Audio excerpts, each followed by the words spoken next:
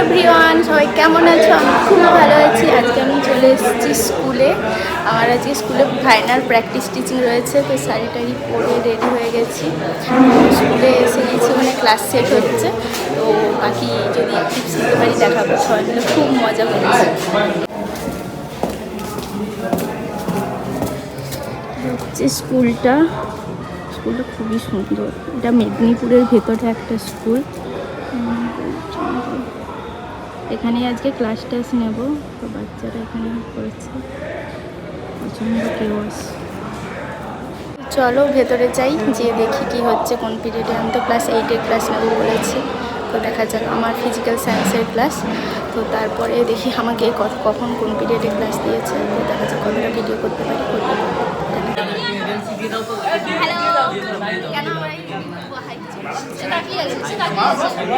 ওকে আমরা বলিনি, ও তাকিয়ে আছে আমাদের। ওকে আমরা বলিনি, তাও তাকিয়ে আছে। এবার আর করবে না। ফান করছি না, ফান না। কেন ভিডিওটা আমি করেছি? আমাদের ক্লাস 8-এর ক্লাস ফিল আপ হয়ে গেছে। আমরা ক্লাস নিতে পারবো, আমরা ক্লাস নেই। আমরা কোথায় ক্লাস নিব? রাস্তায় ক্লাস নিব। যাকে পাবো তাকেই পড়াবো আমরা। এখানে আমাদের এখানে ব্যাক ক্যামেরা কি করে করা হয়? অফ করে ব্যাক। মানে কিসের আইফোন? এটা কোনো ফিচার্স নেই। এর থেকে অ্যান্ড্রয়েড অনেক ভালো গাইস। তারপর আমার খুব খিদে পেয়ে গিয়েছিল, তাই মা যে টিফিনটা বানিয়ে দিয়েছিল সেই টিফিনটাই খেয়ে নিচ্ছিলাম। আর ওই সময় সবাই ক্লাসে চলে গিয়েছিল, আমার তখন ক্লাস ছিল না। আর আমার বোধহয় থার্ড পিরিয়ডের ক্লাস ছিল, তো তাই আমি থার্ড পিরিয়ডের ক্লাসের জন্য অপেক্ষা করছিলাম।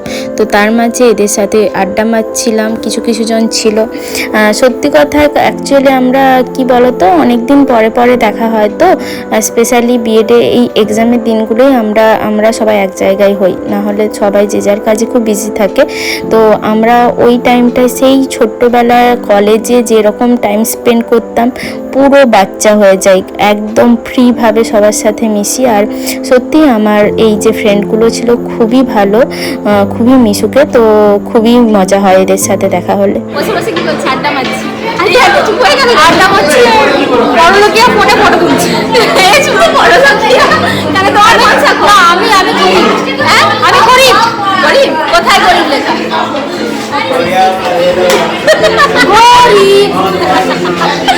ঠিক আছে, আমার ক্লাস নেওয়া শেষ হয়ে গেছে। আমরা সবাই এখন আড্ডা মারছি। এবার একটু পরে হয়তো বেরিয়ে যাবো।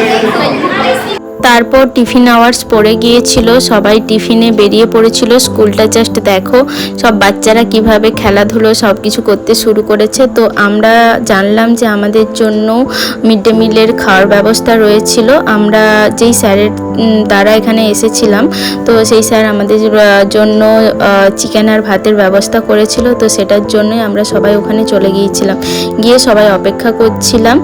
ওখানে বাচ্চারা খাচ্ছিল, ওরা খাওয়া হয়ে গেলে দেন আমরা খেতে বসবো, তার জন্য আমরা অপেক্ষা করছিলাম। তো খুবই মজা হলো, খুবই ভালো কাটছিল দিনটা। তো চলো বাকি ভিডিওটা। মিড ডে মিলে মাংস ভাত খাবো। কিভাবে মাংস?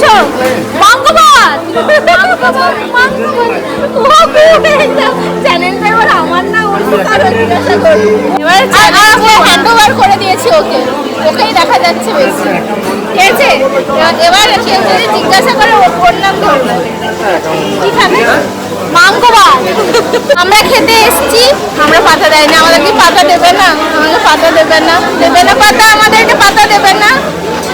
বলো কিছু। আমাদেরকে পাতা দেবে না? আমাদের পাতা। আমরা খাবো না, আমরা চিকেন ভাত খাবো না। যেহেতু আমরা রেগুলার খাই না, তো আমাদের পাতার ব্যবস্থা ছিল, কিন্তু কোনোভাবে পাতাটা শেষ হয়ে গিয়েছিল, তাই আমরা অপেক্ষা করছিলাম। একটা ফ্রেন্ড পাতার জন্য গিয়েছিল আনতে। এখানে দেখছো, এখানে খাবার দেওয়া হচ্ছে। ভালো মেনু ছিল, অনেক কিছুই ছিল। তোমার ডাল ছিল, ভাত ছিল, একটা সবজি ছিল, সঙ্গে চিকেন ছিল। তো খুবই মজা হলো। আর সত্যি কথা বলতে সবার সাথে মিলে খেলে না সেটা যাই হোক ডাল ভাতও যেন অমৃত লাগে। আর যদি তার সাথে আনন্দ ভালোবাসা সব কিছু একসাথে মিশে যায় আর কি। তো অনেকক্ষণ অপেক্ষা করার পর একটা লাস্ট আমাদের একটা ম্যাডাম বলল যে কোনো স্টুডেন্টের থালাই নিয়ে নিতে। তো আমাদের ব্যবস্থা করে দিয়েছিল, আমরা তাদেরই থালা নিয়ে বসে পড়েছিলাম ভাত আর মাংস নিয়ে। আমি আর অন্য কিচ্ছু নিইনি, আমি চিকেন আর ভাতই নিয়েছিলাম। তো তারপরে এখানে আমাদের প্র্যাকটিক্যাল অলমোস্ট শেষের দিকে, এখানে আমাদের প্র্যাকটিকাম খাতাগুলো সব জমা নিচ্ছিল।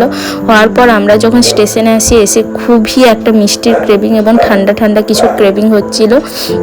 তো এখানে মটকা দেখতে পেয়েছি, তো ওটাই খাচ্ছি। আমরা তো মটকা বলি, তোমরা কে কী বলো সেটা প্লিজ কমেন্ট করে জানাও। তো ওটা দেখে লোভ সামলাতে পারিনি, আমরা ওখানে ওটা খেতে শুরু করেছিলাম, নিয়েছিলাম। কারণ এটা না সব জায়গায় পাওয়া যায় না, বুঝলে। আগে যখন আমরা স্কুলে পড়তাম তখন ওই জিনিসটা পাওয়া যেত, বাট এখন কেন জানি না এটা না ঠিক পাওয়া যায় না। তো এসে আমাদের ফ্রেন্ডদেরকে বলতে ওরাও আবার চলে গিয়েছিল। আর যেহেতু মেদিনীপুরের সাইডটায় জানবে, ওখানে ট্রেন বা যে কোনো একটু কম আর কি। তো একই ট্রেনে সবাই ফিরবো, আর ট্রেনটা অ্যাজ ইউজুয়াল আজ সময়ের মতোই খুবই লেট ছিল। তো আমরা সবাই আবার স্টেশনে এসে আড্ডা মারা শুরু করেছিলাম, ট্রেনের অপেক্ষায় বসে বসে নানা ধরনের গল্প। কারণ আবার দেখা হবে থিওরি এক্সামের দিন, প্র্যাকটিকাম এক্সামের পর আবার থিওরি এক্সামের দিন দেখা হবে। আবার সবাই যে যার কাজে বিজি হয়ে পড়বে। আর সত্যি কথা বড় হয়ে যাওয়ার পর আমাদের সেভাবে ফোনে তো কন্ট্যাক্ট হয় না, সামনাসামনি দেখা হলেই যতটা কথা হয়, যতটা আমরা একে অপরের সাথে অ্যাটাচ হই, সেটা আর ফোনে কোনোভাবে হয় না। কারণ সবাই খুবই বিজি, সবার সাথে ফোনে কন্ট্যাক্ট রাখা বা কন্ট্যাক্ট করা পসিবল হয় না। তো যাই হোক, খুব ভালো সময়টা পার করলাম। সারাদিনে খুবই টায়ার্ড ছিলাম, কারণ সকাল থেকে উঠে যেহেতু মেদিনীপুর বাড়ি থেকে অনেকটা দূরের জন্য অনেকটা কষ্ট করে যেতে হয়েছিল, কিন্তু এদের সাথে সময় কাটানোর পর কোনোভাবেই ক্লান্ত হচ্ছিলাম না। কিন্তু ট্রেনটা এতটা পরিমাণে ভিড় ছিল, কারণ ট্রেন এখানে কম, আগেই বললাম। তো লেডিস কম্পার্টমেন্টের জাস্ট ভিড়টা দেখো কি পরিমাণ ভিড়। তো বুঝতে পেরেছো অন্যান্য কম্পার্টমেন্টের অবস্থাটা কি। তো জাস্ট এক্সজস্টেড হয়ে গিয়েছিলাম। তারপরে বাড়িতে এসে অবস্থা পুরো টাইট, শরীরের অবস্থা খুবই খারাপ হয়ে গিয়েছিল। আর কোনো ভিডিও ফুটেজ, ভিডিও ক্লিপস কিচ্ছু নিইনি। তো তারপরে এসে খাওয়া দাওয়া করে রেস্ট নিয়েছি। আর সত্যি এখনও শরীর খুবই ক্লান্ত। তো যাবো যে ঘুমিয়ে পড়বো। তো ভিডিওটা যেহেতু এন্ড করা হচ্ছিল না, তাই ভিডিওটা এন্ড করে দিলাম। তো বাই, গুড নাইট।